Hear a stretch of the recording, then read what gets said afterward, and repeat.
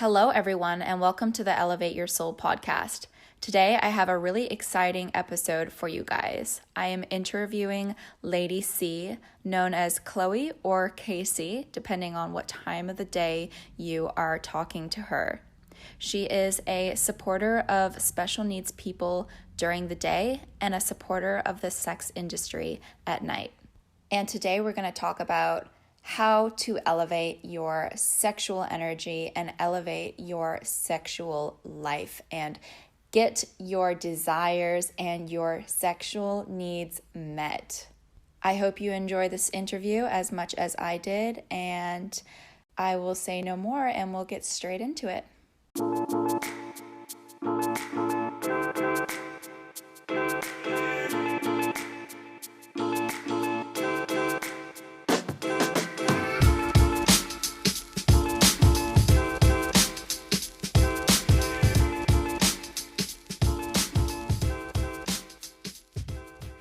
Hello, Chloe. Welcome to the Elevate Your Soul podcast. Hi, Aurel. It's great to be here. Yeah, I'm so excited for today's episode. Let's embrace our sexuality. Yes. Embrace our sexuality. Like that is the topic for today, and I'm so on board with it. Good. So good. First question of the day. What elevates your soul? What elevates my soul? Oh my goodness. It's so funny that this is like the first question that you lead with, especially for me at the moment, because I've been really run down with like illness and I've been sick, and my partner and I have been like, we broke up last week. So this whole idea of what elevates me has been like the forefront of my mind right now. Like, what do I need to get myself where I need to be? Yeah. And I have to say that I think for me, what elevates me is connection. That is the word. So connecting with your friends or connecting with nature, connecting just with yourself, and like listening to what you need is that's sort of my thing right now that has been elevating me. That's been, getting me up, getting me out, and it's been great. So just connection, connecting with people. Yeah. I think my answer would be the same if I asked myself that. Yeah, right. And typical us, extroverted personalities, like we get our energy from other people. Yeah. And so of course that's, that is part of it. That is so much part of it. Yeah, I'm actually an introvert. Oh my goodness, you do not strike me as an introvert. No, I'm what they call an extroverted introvert. So I get my energy from being alone, but I also thrive off of that connection. But if I had to balance it out, I'd be higher on the scale of spending more time alone for sure. Wow. Oh my goodness. Okay, well, we learn something new every day. Second question. Can you tell us, or me and the listeners, a bit about you and your journey to embracing your sexuality? Right. Okay. I feel like so much of a life journey starts the whole nature versus nurture. So it starts from how you were raised and where you were raised and all of that. And that helps shape and develop you as a person. But for me, the pinpoint for my embracing my sexuality started maybe 6 years ago, 6 or 7 years ago, where I had graduated uni and I finished with a Bachelor of Media Arts majoring in photography and digital design. And then after uni, I did the typical thing, moved home with mom and dad to try to save money or figure out what I was supposed to do. And I was working in retail, and I found myself feeling very just dissatisfied. And I wasn't happy with where I was at. And I started questioning a lot of things. It wasn't just about my career. It was about myself, my relationships. And I was just in this pondering of what next, where now. And one thing about humans and what is typical human nature is that we are creatures of habit, and we are creatures of comfort as well. And so when you when you live in a world of distraction, and you have Instagram and Facebook, and you have, TV and all of those things that distract you, it's so easy to not look at yourself and not try to change, because we don't want to. We like to stick with what's comfortable, even if what's comfortable is bad for us, or even if it's, not great.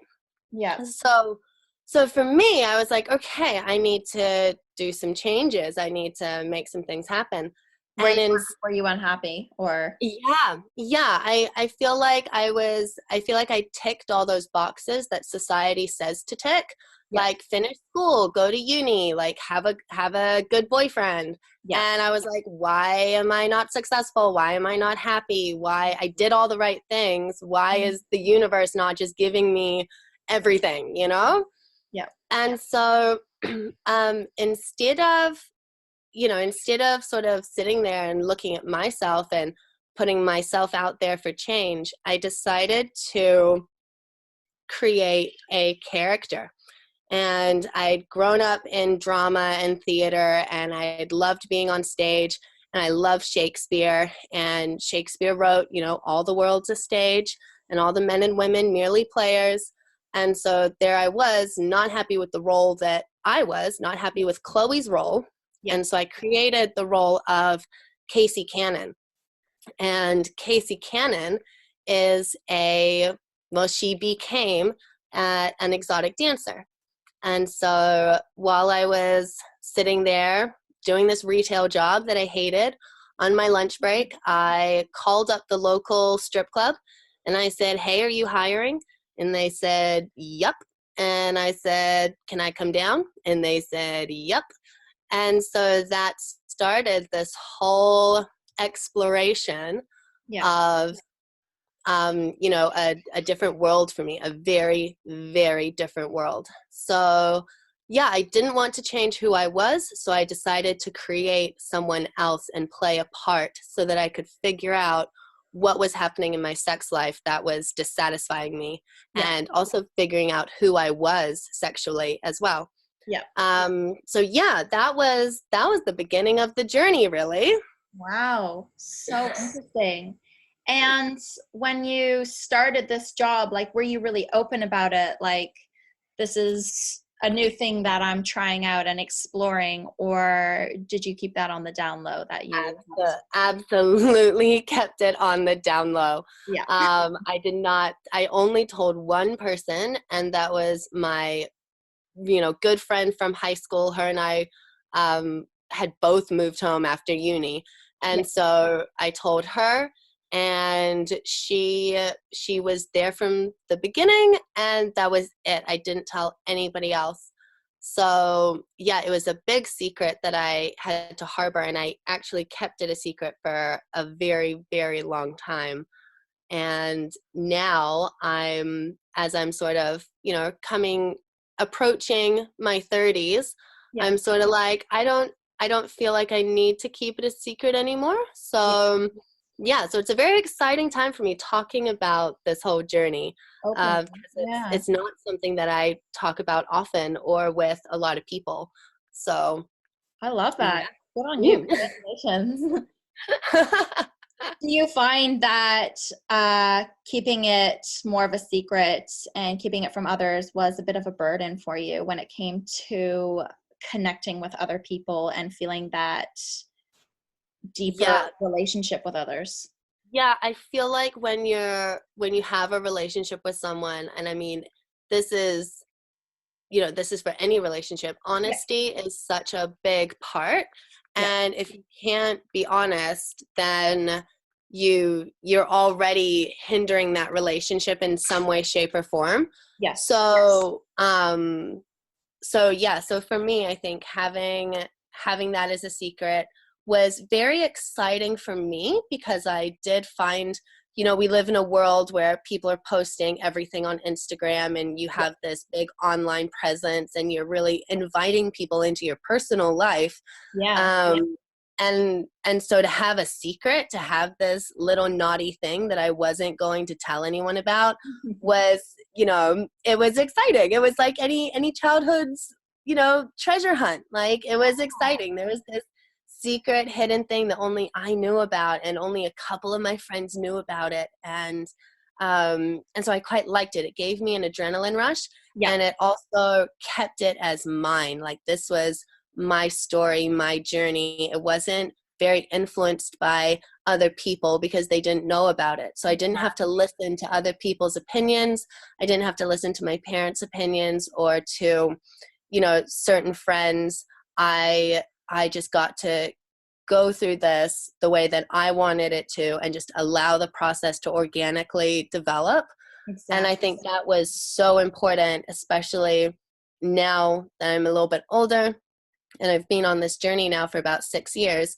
It's still mine, and I get to really love it, and now I get to, embrace those sides that it gave me, like that character gave me. Yeah. So it's really, sometimes secrets can be good. Sometimes you need something that's yours, and it's okay to have that.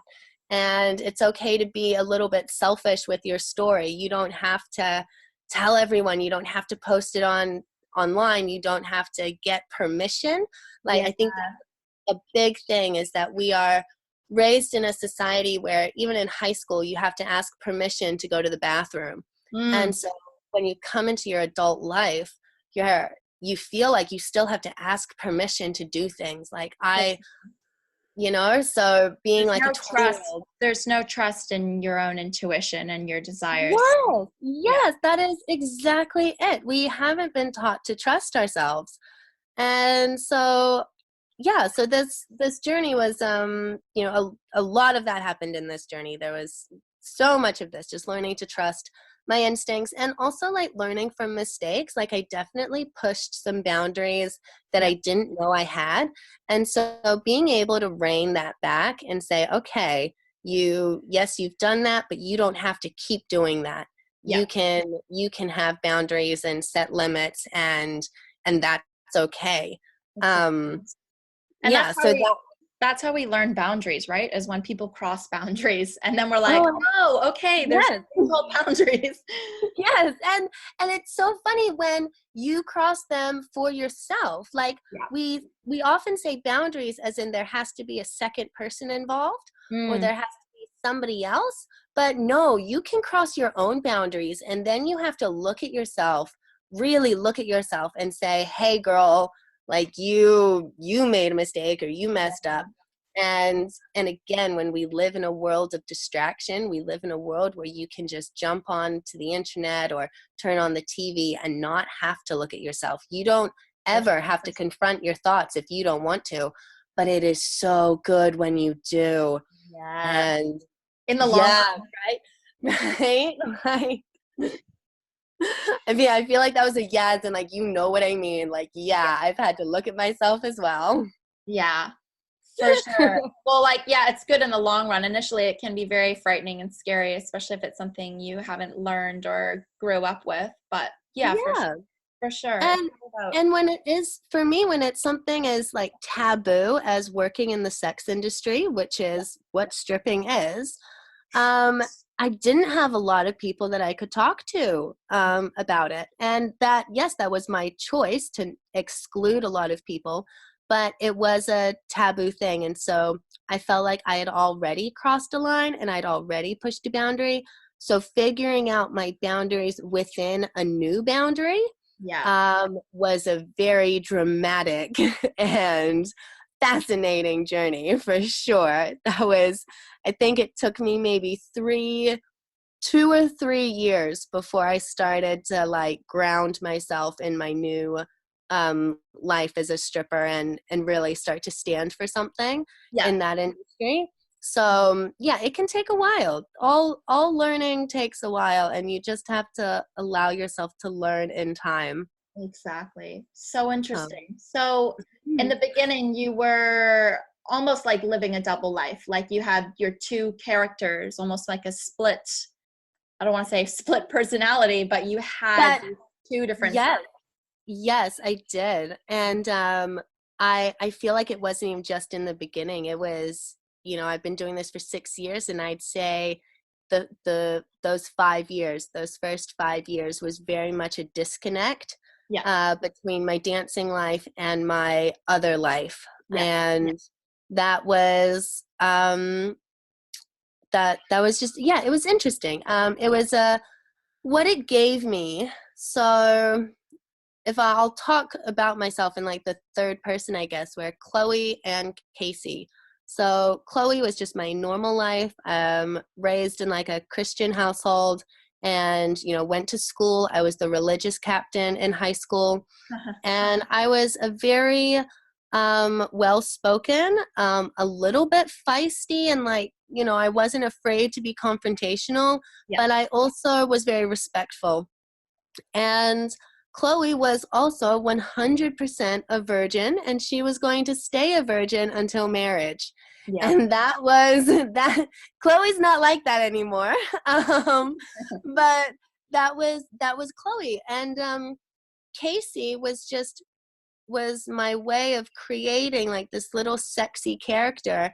And in my head, this is, I think, deep down in my head, I thought, if I play the character, I can still like be a Christian, or I can still get into heaven, or like, because it's not me. This is not an authentic version of myself. This is a character that I created.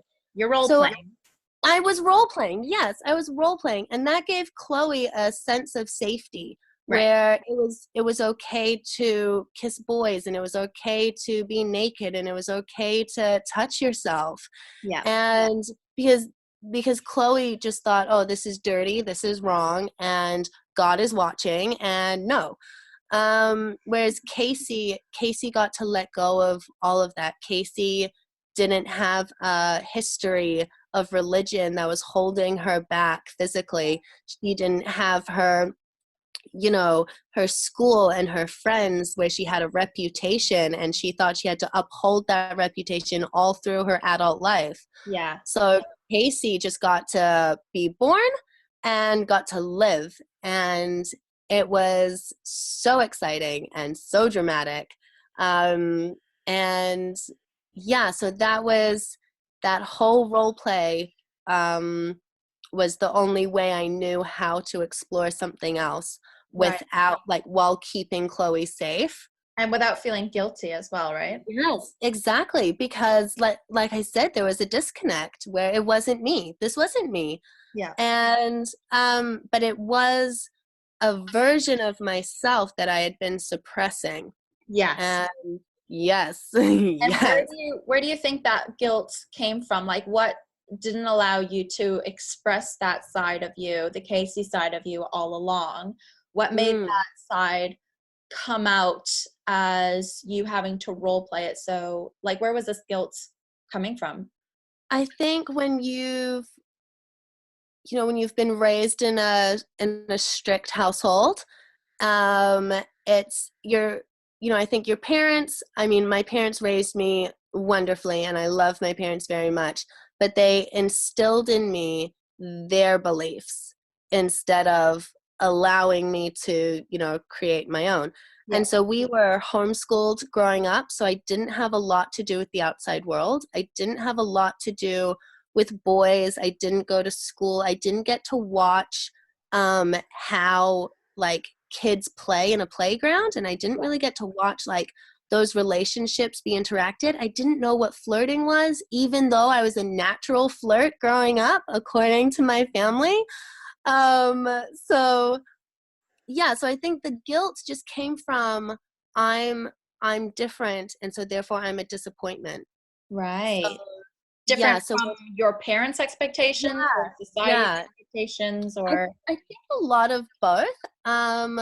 I think society is an interesting one, because society is very varied, but there is still an expectation of women that we will keep our legs closed, and we will, support the husband, and we will make babies, and exactly, and be monogamous, and just be there's this expectation of what is a good woman. And even in the Bible, it talks about how, like, the women in the Bible, there are very few characters in the Bible who are female, but the ones who are servers. They wipe the feet of Jesus with their tears, and they serve the king, and they have this thing where you have to be a server. And so I was raised in a household where women served, and we went to a church where women served. And when I started, going to high school and things like that, I was, like I said, I was the religious captain. So that meant I was serving the church, or I was serving the school. And so to be an adult, I was like, I don't want to serve anymore. I want to serve myself. Yeah. I want to, put some energy towards me. And what is something that I want to do? Well, hey, I kind of want to have sex. And I don't really want to wait until I'm married, because, oh my God, that's a long way away. That is going to be a long way away. So, yeah, so there was just this guilt of, I'm not allowed to serve myself. I have to serve everybody else. And so I felt a little bit guilty, because being selfish in the Western world, when you call someone selfish, it is full of so many negative connotations. Yeah. And that it's so horrible. I really don't like it. For me, I love the word selfish, and I love calling myself selfish. And there's, we've managed to rephrase it thanks to, Oprah, where we call it self-love or self-care. Right. But, let's not mess around with this. It's selfish. And it's okay. It is okay. So, so I think the guilt just came from me being raised to serve, and me deciding not to serve anymore, but just to serve myself. Right. So, but even then, I still couldn't bring myself to do that. I still had to create a character. Chloe would still not serve herself. Chloe just decided to role play the act of serving herself and role play selfish. And honestly, I couldn't have it. I don't think I could have done it any other way. I don't think I was equipped with the tools at the time on how to reflect or how to change on my own. Yeah. So creating a character was a great tool. And I think it's a really pleasant and a really fun strategy if anybody wants to try something new that they've never done before. Yeah. Feel free, go play with life. You have a life, you have a body, and you have a bank account. So go buy a wig and go pretend to be somebody else for the day. It's okay. And I think as adults, we're told that we have to be serious, and we have to take life so seriously, and you have to have goals, and you have to meet these goals, and you have to buy a house, or you have to do this. And it's no, you can just wear a wig and dance on stage. And that's you can have fun with life. You don't have to be restrained anymore.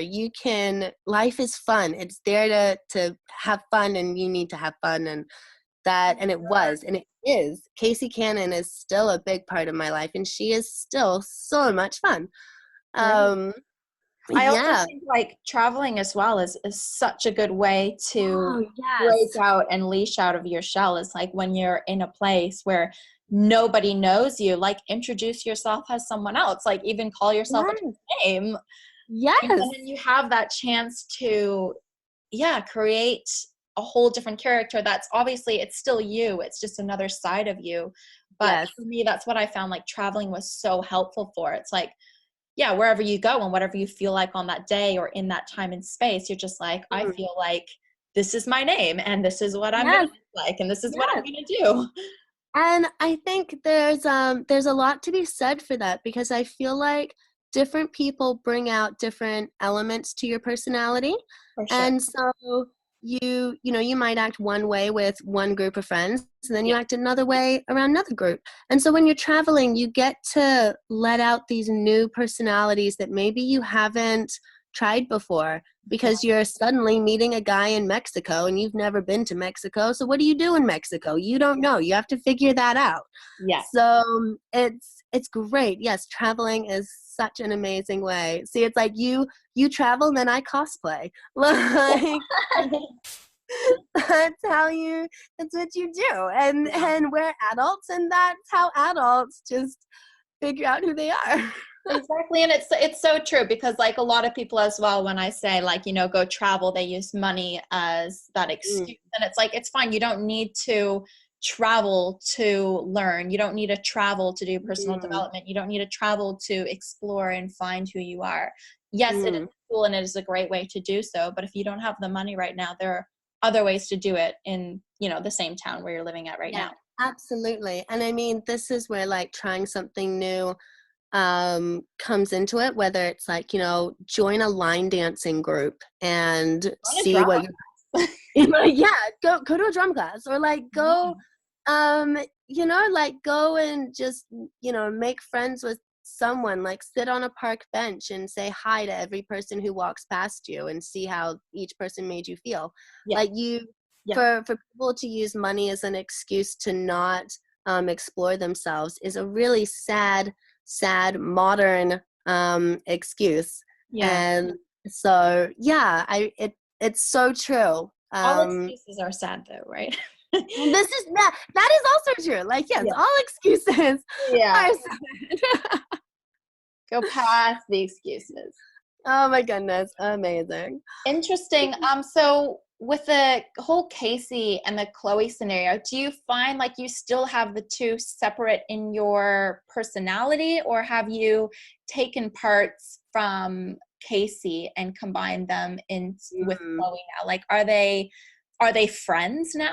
Do they know about each other? Are they combined, or are they still separate? Yes, yes. I mean, there is still a lot of separate things, definitely.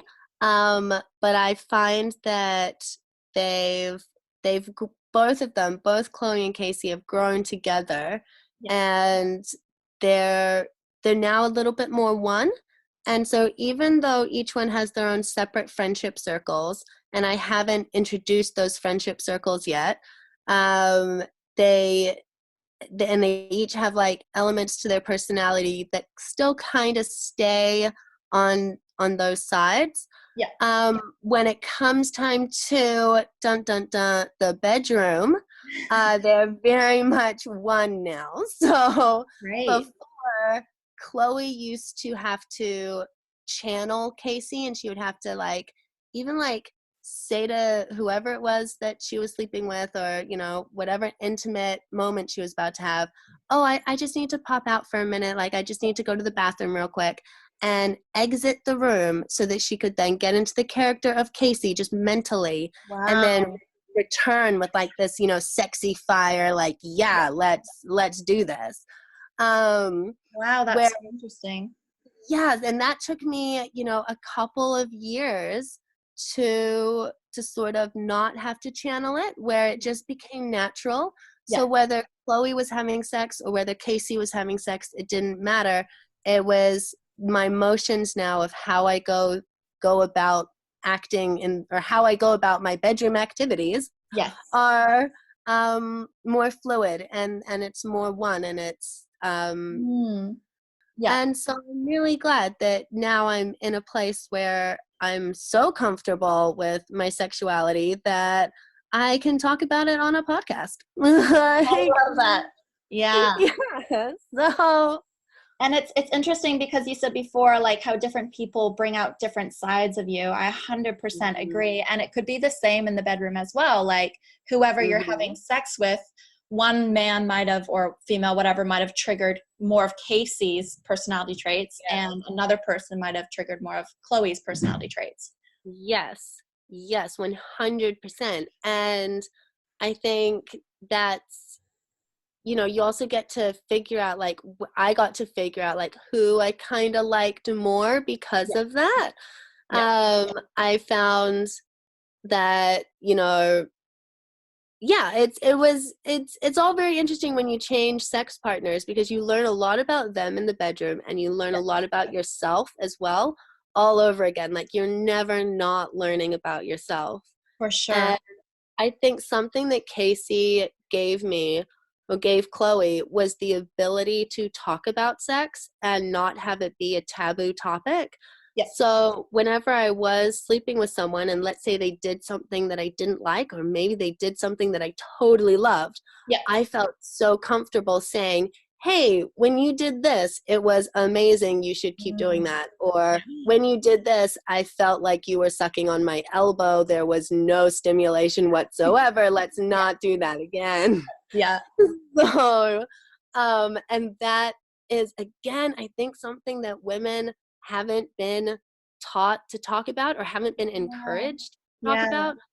So much of being in the bedroom for the past however many decades, it's being about the man and, you know, what the man wants or what he, you know, whatever. It's about the woman pleasing again, right? The woman being that servant. Yes, exactly. It's about what do you want to do with my body? Like, whatever makes you feel good. Exactly. And so this, again, this whole service, this whole let's serve the male orgasm, or let's serve the male gaze, and let's serve, you know, the future generation by bearing a child through sex. Like, the whole act of sex for a woman was about service of another, never about service of herself. That is a very Western way of thinking. And I know that there's some other cultures that don't think that way. But for me, the culture that I was brought up in, that's what it was about. And I remember when I was younger, joking with I think it was like my mom and my grandmother, and we were all in the room together, and my cousin was getting married or something. We were talking about the wedding, and someone said, you know, oh, what's it like, or what do you do in the bedroom, or how does what's a tip that you can give your cousin for, you know, the future and sex? And my grandmother laughed and she said, oh, you know how it goes. You lay back and think of France. What? And I know you, for the advice that you give a woman when it comes time to her and her marriage is lay back and think of France. Oh, the poor lady. I know. So that is how some women have been taught to have sex. And how they've had sex their whole life, right? Yes, exactly. How they've had sex their whole life. So it's it's crazy that I remember hearing that conversation, and I didn't understand it. I was too young to understand it, and I wasn't about to ask questions. But I remember all the women in the room laughing. And I just thought, I don't get it. I don't. And then I started thinking, like, if you're gonna think of France, like, gee, I'd rather think of Fiji. At least it's warm there. Like, you know, I started thinking, like, what? So, you know, and so now. How old were you then? Oh, maybe like 9 years old. Oh, yeah. Like, yeah. So old enough to, like, you know, understand that women got periods and men and women had different body parts, but not quite old enough to understand what sex was and that it could be so damn good. Yeah. That, like, you know, so like my first advice to a young married couple would be go to a sex shop together. Walk into a sex shop and have a look at some of the toys and have a look at, you know, the things that move or the things that vibrate or the things that have texture, and talk about it. You don't have to buy anything. You don't have to sit there and incorporate this, but it opens up a conversation where you can then say, like, oh, this is something that looks interesting, or this is something that scares me, or I like the smell of this lube. Like, go to a sex shop together and just talk. Like, act as though you're going to the kitchen store and you're about to pick out a new crock pot and you just want to make sure you're getting the right one. Go to the sex shop and just talk about things as though it's not taboo. Because it's not, and it shouldn't be, and there's nothing about your body that especially within a relationship, right? Oh, 100%. And I feel like there's so many girls who are almost more comfortable talking to their girlfriends about sex that they have with their boyfriend than their actual boyfriend. Yes, and that, I think, is so sad. I mean, it's so good. You should be able to talk to your girlfriends. I mean, me and you talk, like, right now all the time. So, but it's also, it is twice as important to talk about sex with the person you're having sex with. If you share a sex life with someone, you need to talk about your sex life with them. And there are ways to go about it. I mean, you have to consider the other person's feelings. You don't need to, hurt them in the process, but Mm, you still need to be honest with yourself, and you still need to, this is where like being selfish comes in again.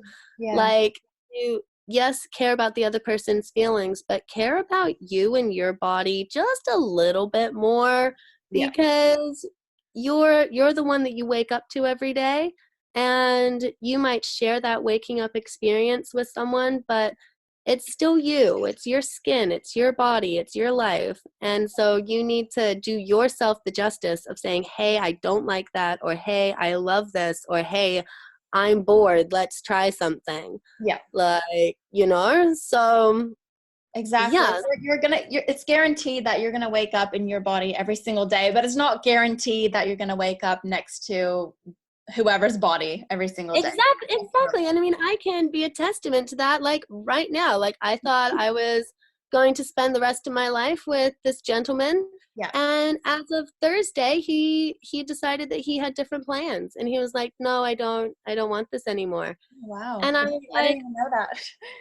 I know I wasn't sure if I was going to bring it up on this podcast or not, but I was like, But you know there what? it goes.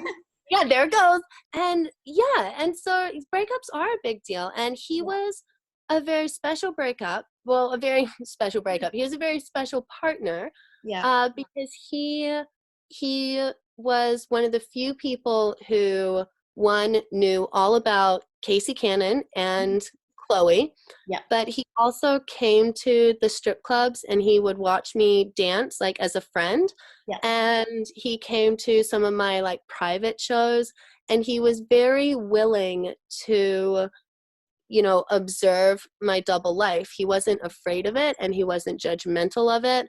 Yeah. And so that was a very unique moment where I was like, yeah, come and come see Yeah. what I do. I don't want to keep this a secret from you anymore. Exactly. And yeah, and it was great. We had such a, for me, talking about work was the same as anybody else talking about work. Yeah. And it was great. I can be like, oh, I went to the club, or oh, I did a private show for, these people. And it was it was like talking about going to the bank. Like there was no Heard. awkwardness, Yeah. which was great. And so now I'm like, okay, I've lost that with him, but now I know that's something that I really want in my next relationship. Is I want someone who will not judge me for being a dancer, and who will come and watch me dance every now and then, because I feel sexy when I dance. That's so important because they're accepting all of you. They're accepting all the Exactly. different parts of you. Yes. And no one is one thing. We are all multifaceted. And so to have someone not only accept it, but be willing to watch it, be willing to, observe other men, like take your woman for a lap dance and be able to sit there very securely, knowing that she's still going home with you tonight, and a lap dance is just a lap dance. Yeah. I thought was so great of him. And so I have to give him points for that, like 100%. And so, and so the relationship you had with him, because he saw you in your two different elements and he accepted all of you and those parts of you in the bedroom, were you able to bring out both characters with him? So instead of just like sex with this boy, I'm Chloe, and sex with this boy, I'm Casey, it's like, could you just kind of say like, oh, what mood am I in tonight? So with the same guy, you're bringing out different sides of you with the same person. Oh my God, so much. Like, yes, we were able to talk about things and experiment with things very openly and safely. Like it just from the get-go, I never felt judged, or I always felt like we were doing things together. Mm-hmm. And sometimes in a relationship, someone might have a bit more experience than the other person, and so one person can sometimes feel like the coach and the other person feels like the learner. Whereas with us, we both were trying things that neither of us had tried before, and we were both playing with stuff that neither of us thought we'd ever play with, and we both found things that we didn't like, and then we both found things that we loved. And it was so much fun. Like it was such a fun little journey. But I also think that some of the things we did together, I only liked doing with him because it was him. So I'm interested to see what happens in my next relationship if I bring something into the bedroom, if I'm still going to like it. I So, agree. I agree yeah. 100%.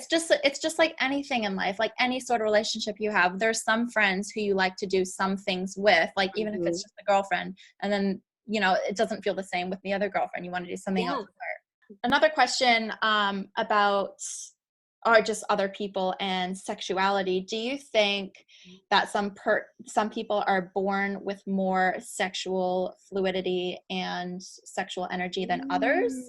Like is it nature or nurture or both? And do you think it's actually possible that some of us are just born with more sexuality and more sexual energy than other people? I do. As much as I believe in, nurture and you're a product of your environment. Yeah. What I believe is that you are born with it, but you also get to choose if you embrace it. And so that choice is still yours. So for me, I know that I was definitely born with more sexual energy, or at least, outgoingness, I suppose. Vivacious, is that the word I'm looking for? Is it like yeah, I was definitely born with it, because my parents have told me so and my sister has told me so. And there was also there's this photo of me and one of my girlfriends, again, when I was younger. I think I was maybe 10 by this point. Yeah.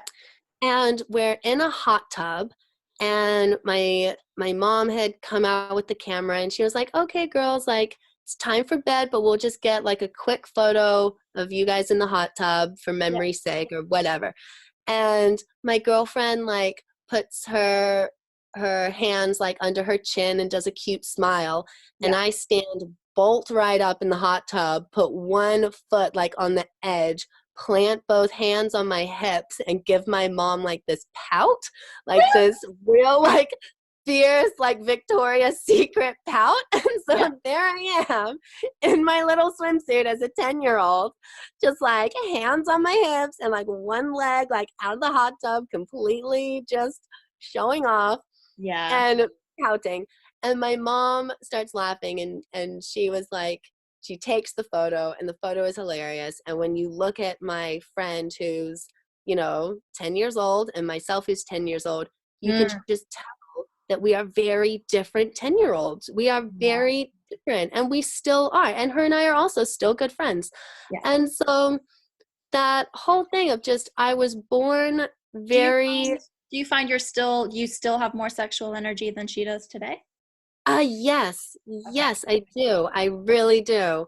And I think her, like, she's always, well, not always, but she's been more of like a relationship person, and she's with one guy and she stays with that guy, and then maybe it ends and she moves on to the next guy, and that's her thing.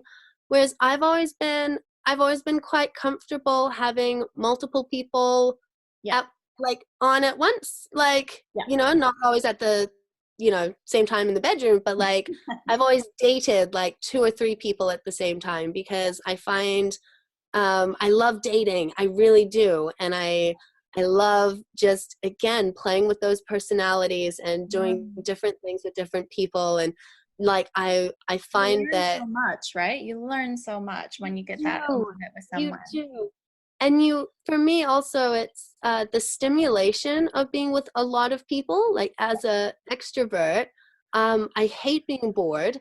And so the fear is that being with one person will bore me, because we won't, we'll get stuck in a routine, and we'll get stuck in this monotonous way of doing things. And that is just my biggest fear.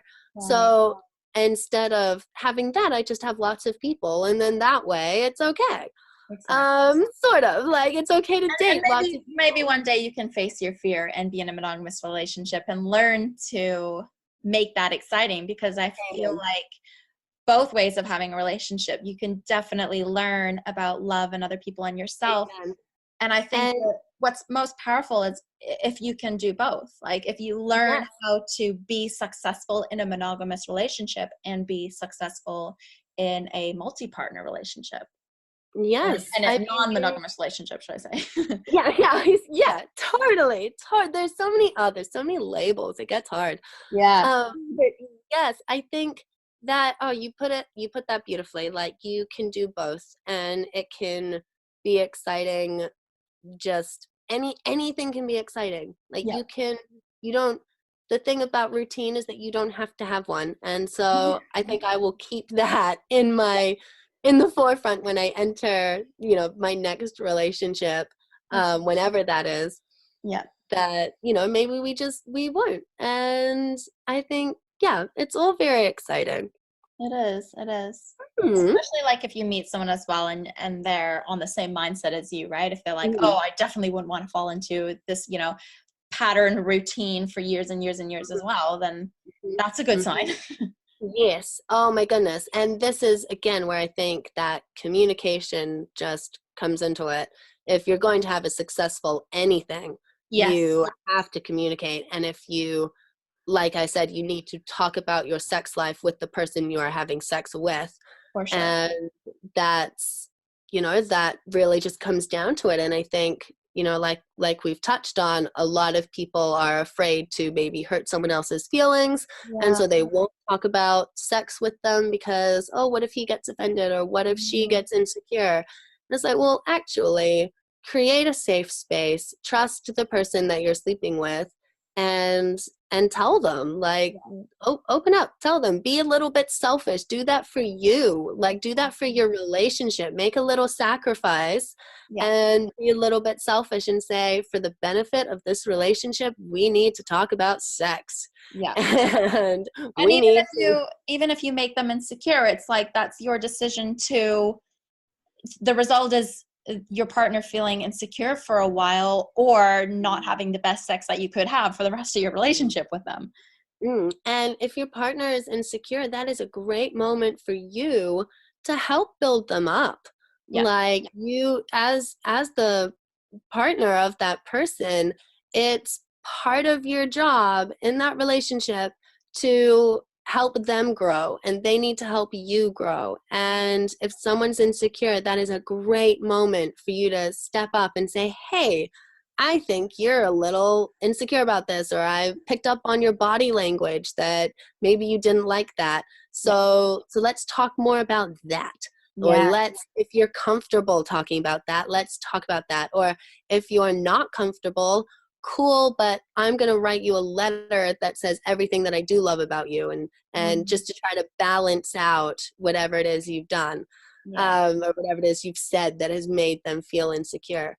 Yeah. So yeah, so there's always fun growing moments in relationships, and it's always a little bit of an adventure. So um yeah, it's great. Nothing's known, like everything's unknown. Yeah, exactly. Isn't that Yeah. the truth? Is that we sit here and we try to play by the book, but the truth is the book doesn't actually exist. And we Exactly. try to play by the rules, but the truth is the rules were only made for like a certain group of people, or we Yeah. try to do that. As soon as you figure out that nobody knows what they're doing, life becomes so much more relaxed.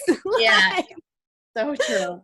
oh, so true. I mean, I had no idea who I was, and so I had to create characters so that I could figure out what I liked and then decide who I was. Yeah. And I What had to, characteristics from that character do I want to incorporate in my everyday yes, life or whatever?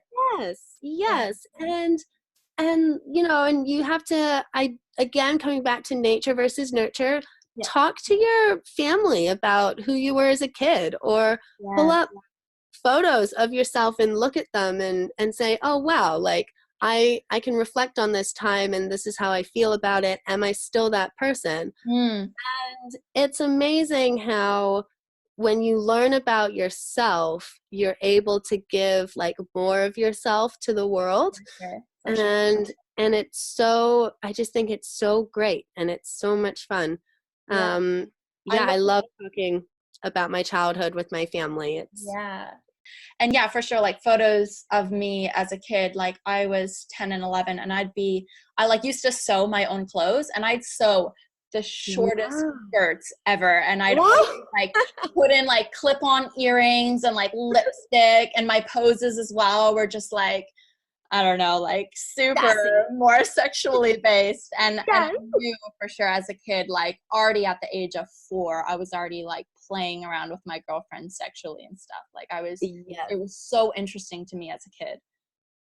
I remember when I first started like masturbating, Yeah. and I was a lot younger than I feel most people are, but Yeah. I didn't know what it was. That was the Yeah. other thing, was that I knew it felt good and Yeah. I knew how to do it.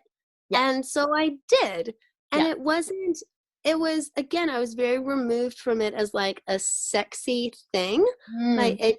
I didn't, and I thought I knew that it's something you did in private time. Like I knew I wasn't gonna go to church and start dry humping the chair. Yeah. Like it Yeah. was, I knew, I think I was born with some of those little boundaries where like I knew it was private, Yeah. but I also never felt like I wanted to like tell my mom or anything like that. So yeah, so when I remember becoming a teenager, and um and I became a teenager, and I was having a chat with my mom about how I wanted to have sex, and some of my girlfriends were having sex, and Yeah. why do I have to wait until marriage? Why do I have to do it? And my mom said, she was like, Chloe, you don't need a boy to have sex. You can just touch yourself and take care of it Oh. yourself. And I looked at her, and I was like shocked. I was just like, and the penny dropped of like, oh my God, that's what I've been doing this whole time. Like Oh. that's it. Like, so that really, and like the Yeah. penny dropped, and I was just like, oh wow, yeah, you're right. I don't actually want to have sex then, because I can just do it better. Like, Yeah. So this funny. is fine. So yeah, so that was when the penny dropped of like what I had been doing, but Yeah. how naturally I just knew what to do, and I enjoyed Right. it. So you just Mhm. didn't label it when you were a kid. You didn't really know. Yeah, yeah, Yeah. yeah. And it was very removed. Again, even then, I didn't, even when I started having sex, so I didn't lose my virginity until I was 21. Yeah. And for New Zealanders, I feel like that's, Pretty late. yeah, pretty late, Yeah. pretty late. But I was happy with it. Yeah. And it took me a long time to even orgasm, Yeah. when I started having sex. And I think it was because I'd been masturbating the same way Mm. since I was maybe 4 years old. Yeah. And so when it came time to somebody else trying to pleasure me, there's just Right. no way. I didn't give them a chance. Yeah. And so one of the best things that I did for myself and all of my future partners and some of my previous sexual partners was I just stopped masturbating for a while, Yeah. because I needed my body to kind of like be really hungry for it, so Yeah. that when I started having sex, it gave my partner a chance to pleasure me, Yeah. and I needed to do that for them, so that, well, for the relationship, I suppose. Exactly. And yeah, and it works. So Yeah. that was great. That was great to learn that, because I was very much in a habit of, this is how I Right. orgasm, and nothing else could make me orgasm. Oh.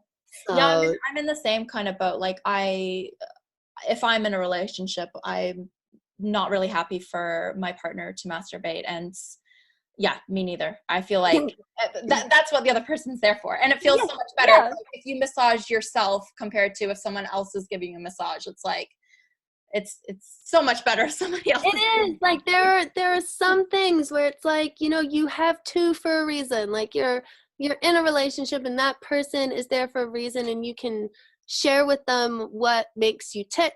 yeah. And they can figure it out as well. And And they it's, enjoy it too, right? Like yes.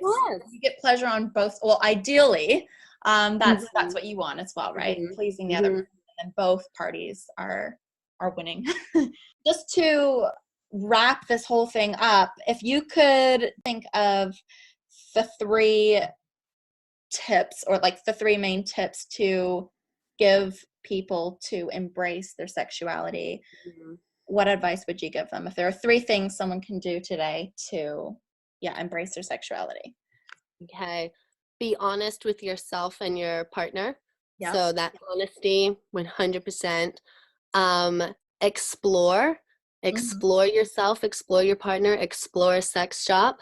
Explore other And people if you're not in a relationship. yes, Yeah. exactly. Like explore other genders, explore all sorts. So honesty, exploration, and I think um, fun. Have fun with it. Yeah. There's nothing taboo about sex anymore. It doesn't have to be secretive. It doesn't have to be taboo. It So doesn't have to be so serious either. yes, exactly. It doesn't have to be so serious. Yeah. And like one more as well is just expectation. I feel like there is an expectation for men to like what last hours or Yeah. something, and for Yeah. women to like have multiple orgasms or like I feel Yeah. like there's this expectation. Get rid of that. Get Get real. rid of those standards and those expectations and just if you last 4 minutes, great. Like get ready to go again or like pull out the vibrator, like just it doesn't matter. Those sorts of things genuinely do not matter when you're in the bedroom if you are honest and if you are explorative and if you are having fun. Yes. So yeah, those would be the 3 things. Awesome. Great. Thank Yay. you so much. We covered so much today. We've covered so much. I'm like looking at the clock and I'm like, oh wow, it's only like we're there already. I could keep Yeah. talking to you for like I kid you not 2 more hours. Oh my God. Um, I know. I know. oh my god, yeah. So what are you doing this weekend? Well, I got a dinner to go to tonight with a group of friends, so I need to wrap this up. Okay, But thank you well, so much for coming online and talking to me and thank us. you. Thank you, Arel. This has been really great, and it's been a really great moment for me to just be honest about my whole situation. The whole So journey. thank you. Thank you so much. Great. Thanks. Have a great day. You too. Bye. Bye.